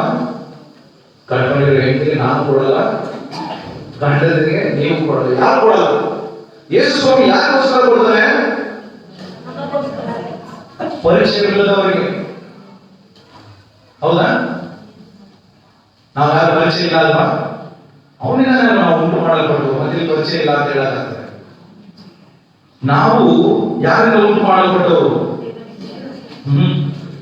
ನಾವೆಲ್ಲರೂ ಕ್ರಿಸ್ತನ ಮೂಲಕ ಉಂಟು ಮಾಡಲ್ಪಟ್ಟವರು. ನಾವೆಲ್ಲರೂ ಕ್ರಿಸ್ತನ ನಿರ್ಮಾಣ ಸತ್ಕಾರ್ಯಗಳು ಮಾಡುವುದಕ್ಕಾಗಿ ಆತನಿಂದ ನಿರ್ಮಿಸಲ್ಪಟ್ಟವರಾಗಿದ್ದೇವೆ. ಎಫೆಸರ್ 2:10 ಹೇಳ್ತಾರೆ. ಹಾಗಾದ್ರೆ ನಾವು ದೇವರ ಮಕ್ಕಳಾದ ಕಾರಣ ನಾವು ಪಾಪದಲ್ಲಿ ಬಿದ್ದು ನಾವು ಸಾಯಬಾರದು, ನರಕಕ್ಕೆ ಹೋಗಬಾರದು, ನಿತ್ಯ ಜೀವ ಪಡೆಯಬೇಕು, ದೇವರ ರಾಜ್ಯದಲ್ಲಿ ಸೇರಬೇಕು, ದೇವರ ಸಹವಾಸದಲ್ಲಿ ನಾವು ಬದುಕಬೇಕು, ದೇವರಲ್ಲಿ ನೆಲೆಗೊಳ್ಳಬೇಕು ಅನ್ನೋದಕ್ಕೋಸ್ಕರವಾಗಿ ನಾವು ಪಾಪ ಕೃತ್ಯಗಳನ್ನು ಮಾಡಬಾರದು ಎಂಬುದಾಗಿ. ಯಾಕಂದ್ರೆ ಹಳೆಯ ಒಡಂಬಡಿಕೆ ಕಾಲದಲ್ಲಿ ಸಮಾಧಾನ ಯಜ್ಞ, ಸರ್ವಾಂಗಹೋಮ, ಪ್ರಾಯಶ್ಚಿತ್ತ ಯಜ್ಞ ಈ ಎಲ್ಲ ಯಜ್ಞಗಳನ್ನು ಸಮರ್ಪಿಸಿದೆ. ಯಾಕಂದ್ರೆ ಒಂದೊಂದು ಪಾಪ ಕೃತ್ಯಗಳಿಗೆ ಒಂದೊಂದು ಯಜ್ಞ ಸಮರ್ಪಿಸಿ ಆ ಪಾಪಗಳ ಪರಿಹಾರ ಮಾಡಿಕೊಳ್ತಾ ಇದ್ರು. ಆದ್ರೆ ಅಂತಿಮವಾಗಿ ದೇವರೇ ಮಾಡ್ತಾನೆ, ತನ್ನ ಒಬ್ಬನೇ ಮಗನಾದಂತಹ ಯೇಸುವನ್ನು ಈ ಲೋಕದ ಮೇಲೆ, ಈ ಸೃಷ್ಟಿಯ ಮೇಲೆ ಪ್ರೀತಿಯಿಂದಿಟ್ಟು ಯಜ್ಞವಾಗಿ ಸಮರ್ಪಿಸುವುದಕ್ಕೋಸ್ಕರವಾಗಿ ಕಳುಹಿಸಿಕೊಡ್ತಾನೆ. ಆ ಮಗನಾದಂತಹ ದೇವರು ಯೇಸು ಸ್ವಾಮಿ ತನ್ನ ತಂದೆಯ ಮಾತನ್ನು ನೆರವೇರಿಸ್ತಾನೆ. ನಾನು ದೀಕ್ಷಾಸ್ನಾನ ಮೂಲಕವಾಗಿ ನಿನ್ನ ರಾಜ್ಯದ ಸುವಾರ್ತೆಯನ್ನು ಸಾರುವುದಕ್ಕೆ, ನಿನ್ನ ರಾಜ್ಯದ ಸ್ಥಾಪನೆ ಮಾಡುವುದಕ್ಕೆ, ಪಾಪಗಳಾದ ಮಾನವರಿಗೋಸ್ಕರವಾಗಿ ನಾನು ಬದುಕುವುದಕ್ಕೂ ಸಾಯುವುದಕ್ಕೂ ನಾನು ಸಿದ್ಧ ಎಂಬುದಾಗಿ ದೀಕ್ಷಾಸ್ನಾನದ ಮೂಲಕವಾಗಿ ತನ್ನನ್ನು ಒಪ್ಪಿಸಿಕೊಳ್ತಾನೆ. ಅದೇ ವೇಳೆ ಪಾರಿವಾಳದ ಮೂಲಕವಾಗಿ ಆತನಿಗೆ ಅಭಿಷೇಕವನ್ನು ಅದು ತನ್ನ ಸ್ವಾರ್ಥ ಸಾಗುವಂಥದ್ದು, ತನ್ನ ಜೀವನ ಸಾಗುವಂಥದ್ದು, ತನ್ನ ನಡತೆ, ವ್ಯಕ್ತಿತ್ವ ಎಲ್ಲವೂ ಸಹ ಸೌಮ್ಯ ಸ್ವಭಾವದಿಂದ, ಸಮಾಧಾನದಿಂದ, ಪ್ರೀತಿಯಿಂದ, ಅನ್ಯೂನ್ಯತೆಯಿಂದ, ಪರಿಶುದ್ಧತೆಯಿಂದ, ನಮ್ರತೆಯಿಂದ ತಗ್ಗಿಸಿಕೊಂಡವನಾಗಿ ತನ್ನ ಜೀವಿತವನ್ನು ಮುನ್ನಡೆಸ್ತಾನೆ. ತನ್ನ ಸ್ವಾರ್ಥೆಯನ್ನು ಸಾಧನೆ, ತನ್ನ ಸಾಮ್ರಾಜ್ಯವನ್ನು ಸ್ಥಾಪಿಸುವುದಲ್ಲ, ದೇವರ ಸಾಮ್ರಾಜ್ಯವನ್ನು ಸ್ಥಾಪಿಸುವುದು. ಹುಡುಕಿಕೊಂಡು ಹೋಗಿ ಎಲ್ಲರನ್ನು ಸಹ ಸ್ವಸ್ಥಪಡಿಸ್ತಾನೆ. ಎಲ್ಲರ ಬಳಿ ಪ್ರೀತಿಯಿಂದ ಮಾತನಾಡ್ತಾನೆ. ಕ್ಷಮಿಸುವಂತಹ ಗುಣ ಆತನಲ್ಲಿರುತ್ತದೆ. ಎಲ್ಲರನ್ನೂ ಆದರಿಸ್ತಾನೆ. ಯಾರನ್ನೂ ಸಹ ದ್ವೇಷಿಸುವುದಿಲ್ಲ, ಯಾರನ್ನೂ ಸಹ ಯಾರ ಮೇಲೂ ಸಹ ಕೋಪಗೊಳ್ಳುವುದಿಲ್ಲ. ಹಾಗಾದ್ರೆ ಯೇಸುವಿನ ದೀಕ್ಷಾಸ್ನಾನ ಅದು ದೇವರ ಕಾರ್ಯಕ್ಕೋಸ್ಕರವಾಗಿ ಸಮರ್ಪಿಸಿಕೊಳ್ಳುವಂತದ್ದಾಗಿದೆ. ದೇವರ ಮಾತು ಅದು ತಂದೆಯಾದ ದೇವರ ಮಾತಿಗೆ ವಿಧೇಯನಾಗ್ತದೆ. ಇನ್ನು ನಾವು ತಂದೆ ತಾಯಿಗಳಿಗೆ ವಿಧೇಯರಾಗುವುದಿಲ್ಲ. ತಂದೆ ತಾಯಿಗಳಿಗೆ ಅನೇಕ ಮಕ್ಕಳು ಹೊಡಿತಾರೆ, ತಂದೆ ತಾಯಿಗಳು ಅನೇಕ ಮಕ್ಕಳು ಆಶ್ರಮದಲ್ಲಿ ಬಿಡ್ತಾರೆ, ತಂದೆ ತಾಯಿಗಳು ಮನೆಯಿಂದ ಹೊರ ಹೋಗ್ಬೇಕೆಂಬುದಾಗಿ ಮಕ್ಕಳು ಬಯಸ್ತಾರೆ. ಅದರಲ್ಲಿ ಮಗನಾದ ಯೇಸು ಸ್ವಾಮಿ ತಂದೆಯಾದ ದೇವರ ಮಾತನ್ನು ಹೇಗೆ ಕೇಳ್ತಾನೆ, ತನ್ನ ಪರಿಶುದ್ಧ ನಿವಾಸದಿಂದ ಒಳ್ಳೆಯ ಪದವಿಯಿಂದ ಅವನೇನ್ ಮಾಡ್ತಾನೆ, ಅದನ್ನು ಬಿಟ್ಟು ಬರ್ತಾನೆ. ಹೋಗೋಣ ಅಂತ ಹೇಳಿಲ್ಲ ಯೇಸು ಸ್ವಾಮಿ, ನನಗೊಂದು ಬೇರೆ ಯಾರಾದ್ರೂ ದೇವದೂತರು ಹೋಗಲ್ಲ, ದೇವದೂತನ ಕಳಿಸುತ್ತೆ ಹೇಳಿಲ್ಲ.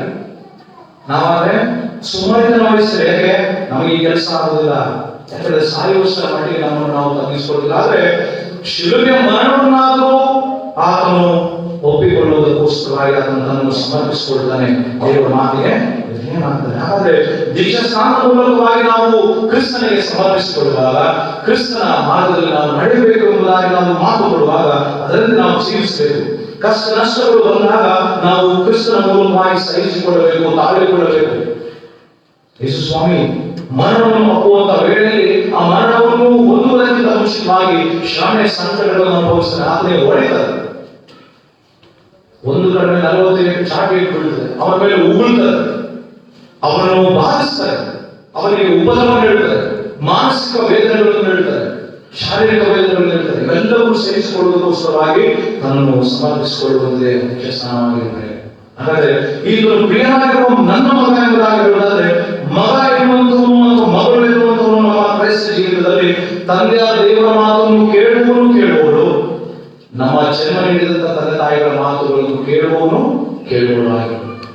ಯಾರು ತಂದೆ ತಾಯಿಯ ಮಾತುಗಳನ್ನು ತಿರಸ್ಕರಿಸ್ತಾರೋ, ಯಾರು ತಂದೆ ತಾಯಿಗಳ ಮಾತುಗಳನ್ನು ಕೇಳದೆ ಹೋಗುತ್ತಾರೋ, ಯಾವ ದೇವರ ಮಾತುಗಳನ್ನು ಅಲ್ಲಗಳಿದ್ದಾರೆ, ಯಾವ ದೇವರ ಮಾತನ್ನು ತಿರಸ್ಕರಿಸ್ತಾರೆ, ಅವರಿಗೆ ಮರಣ ಶಿಕ್ಷೆಯಾಗುತ್ತದೆ ಎಂಬುದಾಗಿ ವಿಮೋಚನಾ ಪುಸ್ತಕದಲ್ಲಿ ಬರೆಯಲ್ಪಟ್ಟಿದೆ. ಹಾಗಾಗಿ ಯೇಸು ಸ್ವಾಮಿ ಕೇವಲ ಮಗನಾಗಿ ತಂದೆಯಾದ ದೇವರ ಮಾತನ್ನು ಸ್ವೀಕರಿಸಿ ಅದನ್ನು ಪೂರೈಸಿದರೆ, ಅದಕ್ಕೂ ಮಿಗಿಲಾಗಿ ಮಾನವ ಜನಾಂಗದ ಪಾಪದ ಪರಿಹಾರಕ್ಕೋಸ್ಕರವಾಗಿ ತನ್ನನ್ನು ಯಜ್ಞವಾಗಿ ಸಮರ್ಪಿಸಿದ. ಯಜ್ಞವೇದಿಯಲ್ಲಿ ಪಶುಗಳ ಅಥವಾ ಪಕ್ಷಿಗಳ ರಕ್ತವನ್ನು ಪ್ರೋಕ್ಷಿಸಬೇಕಾದ ಪಾಪಗಳ ಪರಿಹಾರವಾಗ್ತದೆ. ಆ ಯಜ್ಞ ಎನ್ನುವಂಥದ್ದು ಶಿಲುಬೆ. ಆ ಶಿಲುಬೆಯಲ್ಲಿ ತನ್ನನ್ನು ಮುರಿದುಕೊಂಡು ತನ್ನನ್ನೇ ಸಾವಿಗೆ ಒಪ್ಪಿಸಿಕೊಂಡು ತನ್ನ ರಕ್ತವನ್ನು ಚೆಲ್ಲಿದಂತ ಯಜ್ಞದ ಆ ಕುರಿ ಅದು ಯೇಸು ಸ್ವಾಮಿ. ಇಂದು ನಾವು ಕ್ರೈಸ್ತರಾಗಿ ದೀಕ್ಷಾ ಸ್ನಾನ ಮೂಲಕವಾಗಿ ವಿಜೃಂಭಣೆಯಿಂದ ದೀಕ್ಷಾ ಸ್ನಾನವನ್ನು ಆಚರಿಸುವಂತವರಾಗಿರ್ತೇವೆ. ಅದೇನು ನಾಮಕರಣ ಎನ್ನುವಂತ ಹೆಸರಿನಲ್ಲಿ. ಆದರೆ ನಿಜವಾಗಿಯೂ ಆ ಪವಿತ್ರ ಸಂಸ್ಕಾರವನ್ನು ನಾವು ವಿಧೇಯತೆಯಿಂದ ನಾವು ಬದುಕಿನಲ್ಲಿ ನಮ್ಮ ಮಕ್ಕಳು ಕ್ರಿಸ್ತನ ಸಹವಾಸದಲ್ಲಿ ಬೆಳೆಸ್ತೇವೆ ಎಂಬುದಾಗಿ ಮಾತು ಕೊಟ್ಟದನ್ನು ಮರೆತು ಹೋಗದೆ ಚಾಚು ತಪ್ಪದನ್ನು ಪಾಲಿಸುವವರಾಗಬೇಕು. ಅವರಿಗೆ ಶ್ರದ್ಧೆ, ಭಯ, ಭಕ್ತಿ, ನಿಷ್ಠೆ, ಪ್ರಾಮಾಣಿಕತೆ, ಪ್ರಾರ್ಥನೆ, ಕುಟುಂಬದ ಪ್ರಾರ್ಥನೆ, ವಾಕ್ಯದ ಧ್ಯಾನ, ಸಮಾಧಾನ, ಪ್ರೀತಿ, ಅದರಲ್ಲಿ ಐಕ್ಯತೆ ಬೆಳೆಸಬೇಕು. ಅದು ನಮ್ಮ ಕರ್ತವ್ಯ, ಅದು ನಮ್ಮ ಜವಾಬ್ದಾರಿ. ತಂದೆ ಎಲ್ಲೋ ಇದ್ದಾನೆ, ತಾಯಿ ಎಲ್ಲೋ ಇದ್ದಾಳೆ, ಮಗನು ಎಲ್ಲೋ ಇದ್ದಾನೆ, ಮಗಳು ಎಲ್ಲೋ ಇದ್ದಾಳೆ, ನಾವು ಜವಾಬ್ದಾರರಾಗಿ ಅಲ್ಲ ಪ್ರೇರೆ. ಎಲ್ಲೇ ಇದ್ದರೂ ಹೇಗೆ ಇದ್ದರೂ ನಾವು ಕ್ರಿಸ್ತರ ಮಾರ್ಗದಲ್ಲಿ ನಡೆಸುವಂತರಾಗಿರಬೇಕು ಪ್ರೇರೆ. ಕ್ರಿಸ್ತರ ಮಾರ್ಗದಲ್ಲಿ ನಾವು ನಡೆಸದೆ ಹೋದರೆ ನಾವು ದೇವರಾಜ್ಯಕ್ಕೆ ಸೇರುವುದಕ್ಕೆ ಸಾಧ್ಯವಿಲ್ಲ. ಕೊಲಸ್ಸೆಯ ಪತ್ರಿಕೆ 3ನೇ ಅಧ್ಯಾಯ 12ನೇ ವಚನ ಹೇಳುತ್ತೆ, ನಾವು ದೇವರ ಮಕ್ಕಳಾದ ಕಾರಣ, ನಾವು ಸಹ ದೇವರಿಂದ ಆರಿಸಲ್ಪಟ್ಟವಾದ ಕಾರಣ, ನಾವು ಸಹ ದೇವರ ಪ್ರತಿಷ್ಠಿತ ಜನಾಂಗವಾದ ಕಾರಣ, ನಾವು ದೇವರಿಗೆ ಪ್ರಿಯ ಮಕ್ಕಳು ಆದ ಕಾರಣ ಹೇಗಿರಬೇಕಂತೆ 3:12 ಕೊಲಸ್ಸೆ 3:12 ಹೀಗಾಗಿ ನೀವು ದೇವರಿಂದ ಆರಿಸಿಕೊಂಡವರು, ಪ್ರತಿಷ್ಠಿತರು, ಪ್ರಿಯರು ಆಗಿರುವುದರಿಂದ ಕನಿಕರ, ದಯೆ, ದೀನಭಾವ, ಸಾತ್ವಿಕತ್ವ, ದೀರ್ಘಶಾಂತಿ ಎಂಬ ಸದ್ಗುಣಗಳನ್ನು ಧರಿಸಿಕೊಳ್ಳಬೇಕು. ಹಾಗಾದ್ರೆ ದೀಕ್ಷಾ ಸ್ನಾನ ಮೂಲಕವಾಗಿ ಸದ್ಗುಣಗಳನ್ನು ಧರಿಸಿಕೊಳ್ಳಬೇಕು. ದೀಕ್ಷಾ ಸ್ನಾನ ಮೂಲಕವಾಗಿ ಯೇಸುವಿಗೋಸ್ಕರ ಶ್ರಮೆ ಅನುಭವಿಸುವುದಕ್ಕೂ, ಸಂಕಟ ಅನುಭವಿಸುವುದಕ್ಕೂ, ನ್ಯಾಯ ನೀತಿ ಸತ್ಯದಲ್ಲಿ ಬದುಕುವುದಕ್ಕೂ ನಾವು ತೊಡಗಿಸಿಕೊಳ್ಳಬೇಕು. ಯೇಸು ಸ್ವಾಮಿ ಅಂತ ನಾವು ನಮ್ಮನ್ನೇ, ನಮ್ಮ ಜೀವಿತವನ್ನೇ, ನಮ್ಮ ಪ್ರಾಣವನ್ನೇ ಕರ್ತನಿಗಾಗಿ, ದೇವರಿಗಾಗಿ, ಯೇಸುವಿಗಾಗಿ ಒಪ್ಪಿಸಿಕೊಳ್ಳುವುದರ ಮೂಲಕ ನಮ್ಮ ಬದುಕು ಸಾರ್ಥಕವಾಗುತ್ತದೆ. ನಾವು ಯಾವಾಗ ಯೇಸು ಸ್ವಾಮಿಯಂತೆ ಬದುಕ್ತೇವೆ, ಯೇಸು ಸ್ವಾಮಿಯಂತೆ ಜೀವಿಸ್ತೇವೆ, ಆಗ ಮಾತ್ರ ದೇವರ ರಾಜ್ಯವನ್ನು ಸೇರುವುದಕ್ಕಾಗಲಿ ನಿತ್ಯ ಜೀವನ ಪಡೆಯುವುದಕ್ಕಾಗಲಿ ಸಾಧ್ಯ. ಯಾಕಂದ್ರೆ ಪಾಪಗಳು ಸಂಬಳ ಮರಣವಾದ್ದರಿಂದ ನಾವು ಪಾಪಕೃತ್ಯಗಳಲ್ಲಿ ಇರಬಹುದಾದ್ರೆ ಖಂಡಿತವಾಗಿ ನಾವು ಜೀವನದಲ್ಲಿ ಸೇರಲಿಕ್ಕೆ ಸಾಧ್ಯವಿಲ್ಲ. ಇನ್ನು ನಾವು ಕ್ಷಮೆಯನ್ನು ಕೇಳಬೇಕು, ನಮ್ಮ ಪಾಪಗಳನ್ನು ತ್ಯಜಿಸಬೇಕು. ಹೇಗೆ ಯೇಸು ಸ್ವಾಮಿ ತನ್ನನ್ನೇ ಪಾಪಗಳೊಂದಿಗೆ ಒಂದು ಮಾಡಿಕೊಳ್ತಾನೋ ಹಾಗೆ ನಾವು ದೇವರೊಂದಿಗೆ ಒಂದು ಮಾಡಿಕೊಳ್ಳಬೇಕು. ನಾವು ಪರಿಶುದ್ಧರಾಗಿ, ಶುದ್ಧರಾಗಿ ನಾವು ಪಶ್ಚಾತ್ತಾಪಪಟ್ಟು ನಾವು ಮನೋವ್ಯಥೆಯಿಂದ ವೇದನೆಯಿಂದ ನಮ್ಮ ಪಾಪಗಳನ್ನು ನಾವು ಬಿಟ್ಟು ಬಿಡುತ್ತೇವೆ, ನಮ್ಮ ಪಾಪಗಳನ್ನು ನಾವು ತ್ಯಜಿಸ್ತೇವೆ. ಇನ್ನು ನಾವು ಪಾಪದಲ್ಲಿ ಬಿದ್ದವರಲ್ಲ, ಪಾಪದಲ್ಲಿ ಬದುಕುವವರಲ್ಲ, ಯೇಸುವಿನಲ್ಲಿ ಬದುಕುವವರು, ಯೇಸುವಿನಲ್ಲಿ ಜೀವಿಸುವರು ಎಂಬುದನ್ನು ಅದನ್ನು ಕೃತ್ಯದಲ್ಲಿ ತೋರಿಸುವಂತವರು, ನಡತೆಯಲ್ಲಿ ತೋರಿಸುವಂತವರು, ವ್ಯಕ್ತಿತ್ವದ ಮೂಲಕವಾಗಿ ತೋರಿಸುವಂತವರಾಗಿದ್ದು ಆ ದೀಕ್ಷಾಸ್ನಾನ ಸಂಸ್ಕಾರವನ್ನು ಪರಿಶುದ್ಧವಾಗಿ ಆಚರಣೆ ಮಾಡ್ರಿ. ಇನ್ನು ಮೇಲೆ ಎಲ್ಲ ನಿಮ್ಮ ಮಕ್ಕಳ ದೀಕ್ಷಾಸ್ನಾನದ ಸಂದರ್ಭದಲ್ಲಿ ನಾಮಕರಣ ಎಂಬುದಾಗಿ ಹೇಳದೆ ದೀಕ್ಷಾಸ್ನಾನ ಎಂಬುದಾಗಿ ಹೇಳ್ರಿ. ಅದೇ ವೇಳೆಯಲ್ಲಿ ಕನಿಕರ, ದೀನಭಾವ, ದೀರ್ಘ ಶಾಂತಿ, ಪ್ರೀತಿ, ಅನ್ಯತೆ, ಐಕ್ಯದಿಂದ ಎಲ್ಲರೊಂದಿಗೆ ನೀವು ಬದುಕಿ ಜೀವನದಲ್ಲಿ ಸೇರಿದ ದೇವರ ರಾಜ್ಯಕ್ಕೆ ಸೇರುವಂತವರಾಗಿ ಹೀಗಾಗುವಂತೆ ದೇವರಾತ್ಮ ನಿಮಗೆ ಸಹಾಯವನ್ನು ನಿತ್ಯವೂ ಅನುಗ್ರಹಿಸಬೇಕು. ಆಮೇಲೆ ತಮಿಳಿನ ಗೀತೆ ಹಾಡುವಾಗ ನಾವು ಬಂದಿರುವಂತಹ ಕಾಣಿಕೆಗಳನ್ನು ದೇವರಿಗೆ ಸಮರ್ಪಣೆ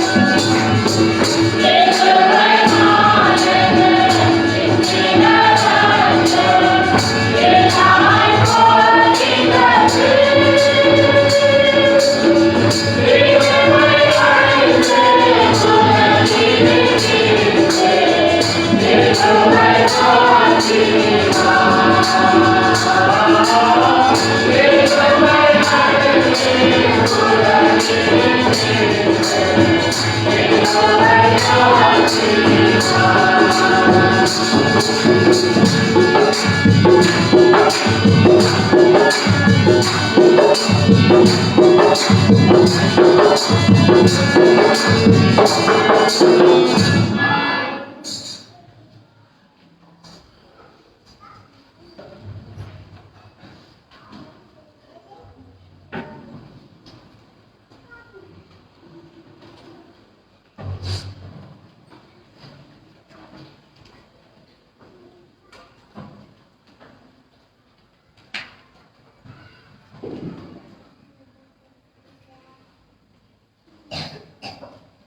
ಪ್ರಾರ್ಥನೆ ಮಾಡೋಣ.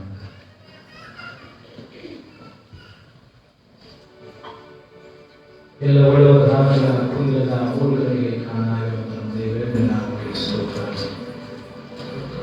ಬರಬೇಕು ನಾವು ಬಾದ್ರೆ ನಿನ್ನ ಸನ್ಮಾನಕ್ಕೆ ಅಲ್ಪ ರೀತಿಯಲ್ಲಿ ನೀವು ಕೊಟ್ಟಿರುವಂತೆ ನಾವು ಗಮನಿಸ್ತೇವೆ. ಇದನ್ನು ಸ್ವೀಕರಿಸುವ ಮಾಡಿ ಸಭೆಯ ಅಭಿವೃದ್ಧಿಗೋಸ್ಕರ ಸದುಪಯೋಗ ಮಾಡಿಕೊಳ್ಳುವುದಕ್ಕೆ ನಮಗೆ ಸಹಾಯಿಸಿ. ಕೊಡುವಂತ ಮನಸ್ಸಿನಲ್ಲಿ ಮತ್ತಷ್ಟು ಹೆಚ್ಚಿಸಿ ಸಂತೋಷವಾಗಿ ಕೊಡುವ ಮೇಲೆ ಈಗ ಪ್ರೀತಿ ಉಂಟು ಎಂಬುದಾಗಿ ಹೇಳಿದಿಂದ ಪ್ರೀತಿ ಮತ್ತು ವಾತ್ಸಲ್ಯಕ್ಕಾಗಿ ಆಶೀರ್ವಾದಕ್ಕೆ ನಾವು ಪಾತ್ರರಾಗುವ ಹಾಗೆ ಇನ್ನಷ್ಟು ನಿನ್ನ ಸನ್ಮಾನದ ನಡೆಸುವುದಕ್ಕೆ ಸಹಾಯಿಸು. ಕೇಳಿದಂತ ವಾಕ್ಯದ ಪ್ರಕಾರ ನಮ್ಮನ್ನು ನಾವು ನಿನಗೋಸ್ಕರ ಸಮರ್ಪಿಸಿಕೊಂಡು ನಿನ್ನ ಪರವಾಗಿ ನಾವು ಬದುಕುವಂತಹ ರೀತಿ ನೀತಿಗಳನ್ನು ನಾವು ಕಲಿತುಕೊಂಡಿದ್ದೇವೆ. ಅದರಂತೆ ಜೀವಿಸುವ ಶಕ್ತಿಗಳು ನಮ್ಮನ್ನು ನಾವು ದೀಕ್ಷಾಸ್ನಾನದ ಮೂಲಕವಾಗಿ ಒಪ್ಪಿಸಿಕೊಂಡಿದ್ದೇವೆ. ನಿನಗಾಗಿ ಸಾಯುವುದಕ್ಕೂ ಬದುಕುವುದಕ್ಕೂ ಶ್ರಮೆ ಸಂಕಟಗಳನ್ನು ನಾವು ಒಪ್ಪುವುದಕ್ಕೂ ಸಹ ಅದರಲ್ಲಿ ಭಾಗಿಯಾಗುವುದಕ್ಕೂ ಸಹ ನಮಗೆ ಶಕ್ತಿಯನ್ನು ಪಾಲಿಸು. ಅದೇ ವೇಳೆಯಲ್ಲಿ ನಿನ್ನ ಮಾರ್ಗ ಅದು ದಯೆ, ನೀತಿ, ಕರುಣೆ, ಪ್ರೀತಿ, ಮಮತೆ, ವಾತ್ಸಲ್ಯ, ಸತ್ಯ, ನ್ಯಾಯ ಎಲ್ಲದರ ಸಲುವಾಗಿ ಇರುವುದರಿಂದ ನಾವು ಸಹ ನಮ್ಮ ಬದುಕನ್ನು ವಿಶ್ವಾಮರಣಗಳಲ್ಲಿ ಪಾಪಕೃತ್ಯಗಳನ್ನು ತ್ಯಜಿಸಿ ನಮ್ಮಲ್ಲಿರುವಂತಹ ದ್ರೋಹ, ಕಪಟತನ, ವಂಚನೆ, ಮೋಸಗಾರಿಕೆ, ಕೆಟ್ಟ ಆಲೋಚನೆ, ಕೆಟ್ಟ ಸಹವಾಸ, ಕೆಟ್ಟ ಮಾತುಗಳು ಎಲ್ಲವನ್ನೂ ತ್ಯಜಿಸಿ ಪ್ರೀತಿ ಅನ್ಯದ ಐಕ್ಯತೆಯಲ್ಲಿ ಎಲ್ಲರೊಂದಿಗೆ ಒಂದಾಗಿ ಬದುಕುವ ಹಾಗೆ ಮಾಡು. ನಿನ್ನ ಮಾರ್ಗದಲ್ಲಿ ನಾವು ನಡೆಯುವುದಕ್ಕೆ ಸಹಾಯಿಸುವುದಾಗಿ ಬಿಡುತ್ತೇವೆ. ನಿನ್ನ ಕೃಪೆಯು ನಿನ್ನ ದಯೆ ನಿರಂತರ ನಮ್ಮೆಲ್ಲರ ಸಂಗಡಿಯೂ ನಿನ್ನ ಮಾರ್ಗದಲ್ಲಿ ನಡೆಯುವುದಕ್ಕೆ ಶಕ್ತಿಯನ್ನು ದಯಪಾಲಿಸಿಕೊಂಡು ನಡೆಸು. ಅನಾರೋಗ್ಯದಲ್ಲಿರುವಂತಹ ಸೋಂಕಿನಲ್ಲಿರುವಂತವರಿಗಾಗಿ ನಾವು ಪ್ರಾರ್ಥಿಸ್ತೇವೆ. ನಮ್ಮ ಸಭೆಯ ಸದಸ್ಯರಾದಂತಹ ಜಾನ್ ಪೀಟರ್, ಫಾತಿಮಾ ಮತ್ತು ಲಾರೆನ್ಸ್ ಇವರೆಲ್ಲರಿಗೂ ಆರೋಗ್ಯದ ಸುರಕ್ಷತೆಗಳನ್ನು ಒದಗಿಸು. ನಿನ್ನ ಸ್ವಸ್ಥ ಹಸ್ತವನ್ನಿಟ್ಟು ಅವರಿಗೆ ಅನ್ವಯಿಸಬೇಕಾದ ಆರೋಗ್ಯದಲ್ಲಿ ಚೇತರಿಕೆ ನೀಡಿ ಅವರನ್ನು ಗುಣಪಡಿಸು. ಮಾನಸಿಕ, ಶಾರೀರಿಕ ಆರೋಗ್ಯವನ್ನು ಪಡೆದವರಾಗಿ ಬಲಶಕ್ತಿ, ಸಾಮರ್ಥ್ಯ, ಚೈತನ್ಯ ತುಂಬಿದವರಾಗಿ ಬದುಕಲು ಸಹಾಯ ಅಗತ್ಯವಿರುವಂತಹ ಪ್ರತಿಯೊಂದು ಆಹಾರ ಪದಾರ್ಥ, ಔಷಧೋಪಚಾರಗಳ ಮೂಲಕವಾಗಿ ಅವರನ್ನು ಬಲಪಡಿಸು. ಮನೆಗಳ ಮೂಲಕವಾಗಿ ಆದರಣೆಯನ್ನು ನೀಡು, ಆರೈಕೆಯನ್ನು ದಯಪಾಲಿಸು. ಎಲ್ಲರ ಪ್ರಾರ್ಥನಾ ಬಲ ಅವರಿಗೆ ವಿಶೇಷವಾಗಿ ನೆರವೇರಿಸುವುದಕ್ಕೆ ಎಲ್ಲರಿಗೂ ಪ್ರಾರ್ಥಿಸುವಂತ ಮನಸ್ಸನ್ನು ಸಹ ದಯಪಾಲಿಸು. ಶೀಘ್ರವೇ ಪ್ರಮುಖರಾಗಿ ಹಿಂತಿರುಗಿ ಆರೈಕೆ ಬರುವುದಕ್ಕೆ ಎಲ್ಲ ರೀತಿಯಲ್ಲೂ ಸಹ ಆರೋಗ್ಯವನ್ನು ನೀಡಬೇಕೆಂಬುದಾಗಿ ನಮ್ಮ ಪ್ರಭು ರಕ್ಷಣಾದ ಸಹಿತ ಯೇಸುವಿನ ನಾಮದಲ್ಲಿ ಈ ಪ್ರಾರ್ಥನೆಯನ್ನು ಬೇಡುತ್ತೇವೆ. ನಾವೆಲ್ಲರೂ ಹಾಡುವ ಸಂಗೀತಗಳಲ್ಲಿ 106ನೇ ಸಂಗೀತಗಳಲ್ಲಿ 106ನೇ ಸಂಗೀತ ಲಕ್ಷಾಂತರ ಧನ ಅರ್ಪಿಸಿಕೊಟ್ಟರು ವಿಶ್ವ ಶುದ್ಧಿಯ ಹೊಂದಬೇಕಾದ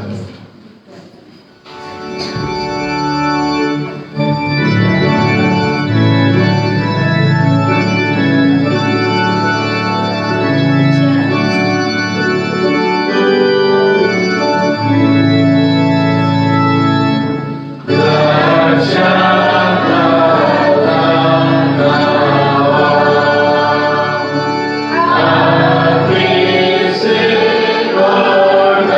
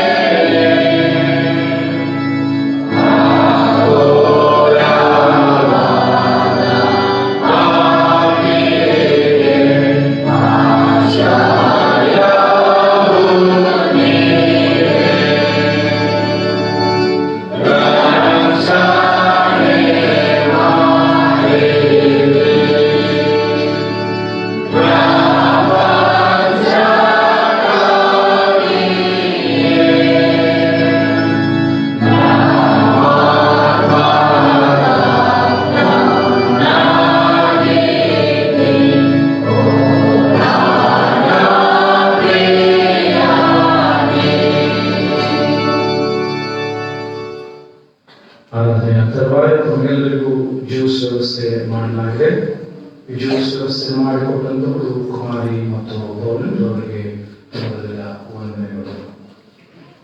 ಆಶೀರ್ವಾದ ನಂತರ ಆಮೇಲೆ ಹೇಳುವಾಗ ಯಾರು ಕುಳಿತುಕೊಳ್ಬೇಡ್ರಿ, ಎಲ್ಲರೂ ಕೂತ್ಕೊಳ್ಬಿಡ್ತೀರಾ, ಕೂತ್ಕೊಳ್ಬಾರ್ದು. ಆಮೇಲೆ ಹಾಡಿದ್ರೆ ಎಲ್ಲರೂ ಕೂತ್ಕೊಳ್ಬೇಕು. ಕರ್ತನ ಪ್ರಾರ್ಥನೆಗಳನ್ನು ಮಾಡಿರೋಣ. ಪರಲೋಕದಲ್ಲಿ ನಮ್ಮ ಪರಿಶುದ್ಧರಿಸಿದ್ದಾರೆ.